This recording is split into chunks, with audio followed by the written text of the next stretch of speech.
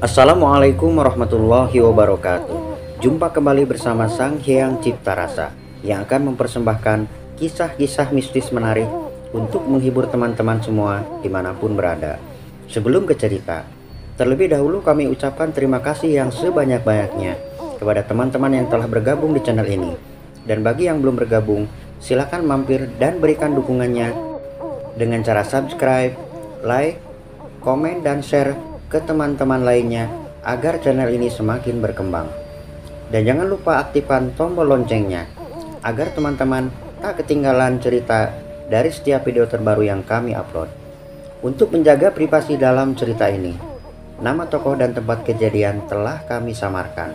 Apabila ada kesamaan cerita, nama tokoh dan tempat kejadian mungkin hanya kebetulan saja. Nah teman-teman, tak ada habis-habisnya jika kita membicarakan satu hal ini. Hal tersebut mungkin saja dilakukan oleh orang-orang pada masa lampau, ketika undian togel baru diluncurkan ke tengah-tengah masyarakat kala itu. Namun di masa sekitar tahun 2000-an, masih ada saja orang yang melakukan ritual demi mendapatkan angka undian tersebut. Sebuah ritual yang seharusnya jangan pernah dilakukan oleh siapapun, karena menyangkut kesucian tempat ibadah. Kisah ini bermula ketika Henny dan Maman, sepasang suami istri yang memiliki seorang anak yang masih kecil itu, hidup dalam serba kekurangan. Sehari-hari Maman bekerja mencangkul di sawah milik para petani di kampung tersebut, dengan upah yang pas-pasan untuk keperluan hidup bersama keluarga kecilnya. Dan untuk menutupi kekurangannya, ia mulai pinjam sana-sini demi keluarganya tercinta. Namun lama-kelamaan, para tetangganya itu enggan meminjamkan pada Maman, dikarenakan hutang-hutangnya yang lama belum terbayar. Dan hal yang paling menyedihkan dalam hidupnya adalah upah dari hasil kerjanya itu hanya cukup untuk menghidupi anaknya saja. Akibatnya Maman dan istrinya pun mengalah. Pagi dan sore, Henny dan Maman hanya mampu mengganjal perutnya dengan rebusan singkong. Satu hal yang tak pernah terpikir dalam pikiran mereka berdua selama ini. Namun, itulah kenyataan hidup yang harus mereka jalani dengan ikhlas demi membesarkan anak mereka satu-satunya. Sampai pada suatu ketika, pada selepas duhur, ia mengakhiri pekerjaannya mencangkul di sawah milik tetangganya itu, dan akan dilanjutkan pada esok harinya. Satu kebiasaan di kampung tersebut, jika pekerjaan di sawah dilakukan hanya sampai tengah hari. Kebiasaan yang turun-temurun dilakukan sejak zaman dahulu kala. Dan upah kerjanya itu telah ia terima tadi pagi dari pemilik sawah tersebut. Upah yang tak seberapa, namun ia masih bersyukur.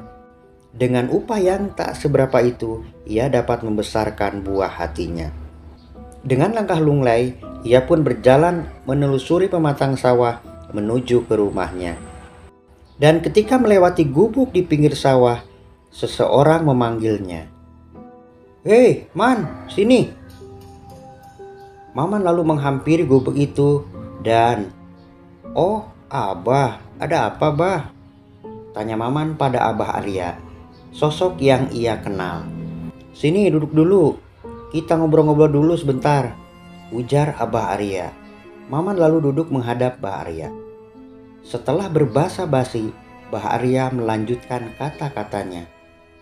"Aku kasihan padamu," ujar Bah Arya sambil menatap iba pada Maman. Setelah itu Bah Arya menceritakan sesuatu yang seketika membuat Maman jadi semakin serius mendengarkan Bah Arya. Sesuatu yang jika berhasil akan membuat Maman mengakhiri hidup susahnya kala itu. Dan satu lagi pesan Bah Arya pada Maman, jika hal itu hanya dilakukan dalam keadaan sangat kepepet dan jangan pernah melakukan untuk kedua kalinya. Setelah obrolan selesai, Maman dan Bah Arya kembali pulang ke rumahnya masing-masing. Sesampainya di rumah, segera Maman membersihkan dirinya. Setelah itu, Ia menceritakan tentang obrolan tadi dengan bahagia pada istrinya tersebut. Istrinya hanya mendengarkan sambil menyuapi anaknya. Ia sebenarnya tak terlalu yakin dengan apa yang diceritakan oleh suaminya itu.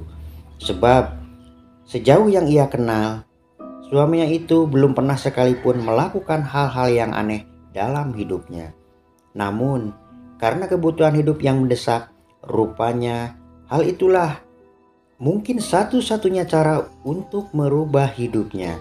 Akhirnya, ia pun mengizinkan suaminya untuk melakukan hal tersebut. Singkat cerita, pada suatu malam, bertepatan dengan malam Jumat Kliwon sekira pukul 10 malam, Maman keluar rumah hendak menuju suatu tempat yang tak seberapa jauh dari tempat ia tinggal. Sesampainya di tempat tujuan, nampak di hadapan Maman sebuah musola kecil yang biasa digunakan para petani beristirahat sejenak dan menunaikan sholat selepas bekerja di sawah. Malam itu, sinar bulan sangat redup ketika Maman sampai di depan musola itu. Hanya kerlap-kerlip bintang yang bertebaran di angkasa laksana permata yang bertaburan. Di samping musola itu, terdapat saluran irigasi yang airnya cukup untuk mengairi seluruh pesawahan milik warga sekitar. Serta sebuah pancuran kecil yang mengalir sebagai tempat untuk mensucikan diri sebelum masuk ke dalam musola tersebut. Dua buah lampu kecil menggantung di depan pintu dan ruangan musola sehingga area itu cukup terang. Di belakang bangunan musola terhampar pesawahan yang luas milik para petani kampung tersebut. Sebenarnya tak ada hal yang menakutkan di area musola itu, karena sejatinya tempat itu adalah tempat suci untuk sarana ibadah. Namun, entahlah apa yang akan terjadi jika Maman melakukan sesuatu di tempat itu. Ia pun lalu membuka pintu musola itu dan diselot dari dalam. Kemudian Maman melakukan sholat 2 rakaat dengan bacaan yang keras seperti sedang mengimami. Dalam sholatnya itu, Maman merasa seperti ada gerakan orang yang sholat menjadi makmum di belakangnya. Padahal pintu musola telah ia kunci dari dalam. Dan benar saja, ketika ia selesai membaca akhir surat Al-Fatihah, tiba-tiba Amin. terdengar suara serentak di belakang Maman mengaminkan ia. Seketika tubuh Maman gemetaran. Sambil menahan rasa takut, ia pun melanjutkan sholatnya. Dan ketika ia ruku, terlihat di belakangnya 3 sosok laki-laki sedang menjadi makmum dirinya. Hampir saja Maman pingsan saat itu. Namun ia menguatkan dirinya dan melanjutkan gerakan sholatnya. Hal aneh kembali terjadi di rakaat kedua. Ketika bacaan sampai di penghujung surat Al-Fatihah, kembali suara amin di belakangnya terdengar. Pun demikian ketika ruku, 3 sosok itu terlihat di belakang Maman, masih mengikuti gerakan sholatnya. Dan ketika salam, Maman menoleh ke kanan dan ke kiri, 3 sosok itu pun masih berada di belakangnya. Setelah selesai menunaikan sholat, penasaran Maman menoleh ke belakang. Dan dek, 3 sosok itu telah menghilang entah kemana, dan pintu masih terkunci dari dalam. Lalu siapa sosok itu? Dan masuk lewat mana? Pikiran Maman berkecamuk kala itu. Tubuh Maman pun mulai berkeringat dingin. Antara takut dan terpaksa, ia pun mulai membaca-baca potongan-potongan ayat berulang kali. Waktu menunjukkan lewat tengah malam. Ketika Maman merasakan pegal dan kesemutan di kakinya, tiba-tiba seberkas cahaya turun dari atap musola dan jatuh tepat di hadapan Maman. Lalu cahaya itu membentuk 3 buah angka yang berjajar rapi. Beberapa saat kemudian angka-angka itu menghilang. Segera Maman mencatat angka-angka itu pada selembar kertas yang ia bawa sejak dari rumah. Dan setelah itu, ia pun bergegas pulang ke rumahnya. Singkat cerita, pada keesokan harinya, sebelum Maman berangkat bekerja di sawah, seorang pengepul togel datang ke rumahnya dengan menyerahkan bungkusan uang yang cukup banyak pada Maman dari hasil kemenangan undian togel yang ia beli kemarin malam. Seketika itu juga, tanpa sadar Maman berteriak kegirangan. Lalu ia memberikan sejumlah uang sebagai hadiah pada pengepul togel tersebut yang kemudian berlalu dari rumahnya. Pagi itu Maman memutuskan untuk tak ke sawah. Ia lalu membayarkan dari uang itu pada hutang-hutangnya tanpa terkecuali. Tak lupa ia menyisihkan uang itu untuk Mbah Arya. Namun Mbah Arya menolak dengan halus pemberian Maman tersebut. Nah teman-teman, apakah sebenarnya yang terjadi pada Maman? Apakah ini merupakan bentuk pertolongan Tuhan pada Maman? Ataukah ada hal-hal lain? Wallahu a'lam. Setelah seluruh hutang-hutangnya terbayar, Maman sedikit bisa bernapas lega. Ia pun mampu membeli perbekalan untuk hidup beberapa bulan ke depan. Namun, namanya manusia yang kurang bersyukur atas nikmat yang Tuhan berikan, Maman kemudian merencanakan sesuatu.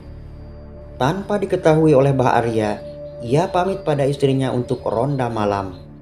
Dan malam itu bertepatan dengan malam Jumat Kliwon sekira pukul 11 malam. Maman kembali pergi ke musola yang beberapa waktu lalu ia pernah ke sana. Setelah mensucikan diri, ia pun segera masuk dan melaksanakan sholat 2 rakaat.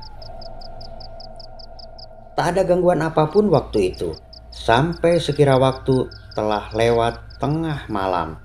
Ketika ia sedang khusyuk berzikir, tiba-tiba pintu di belakangnya terbuka dengan sendirinya. Dan sesaat pintu itu menutup kembali. Segera Maman membalikan badannya dan tak ada siapa-siapa di sana. Bulu kuduk Maman merinding seketika. Badannya pun mulai berkeringat dingin. Dan dengan tubuh gemetar, segera Maman beringsut ke depan menjauhi pintu. Namun belum sempat ia menarik nafas, tiba-tiba bangunan musola itu seperti bergetar dan bergoyang, bagai ada gempa bumi yang cukup besar. Tubuh Maman pun oleng ke kiri dan ke kanan. Sesaat kemudian getaran itu berhenti. Lalu dari atas langit-langit musola itu terlihat jelas oleh Maman. Sepasang tangan menjulur ke arahnya dengan telapak tangan yang sangat lebar. Mungkin selebar niru untuk menampi beras.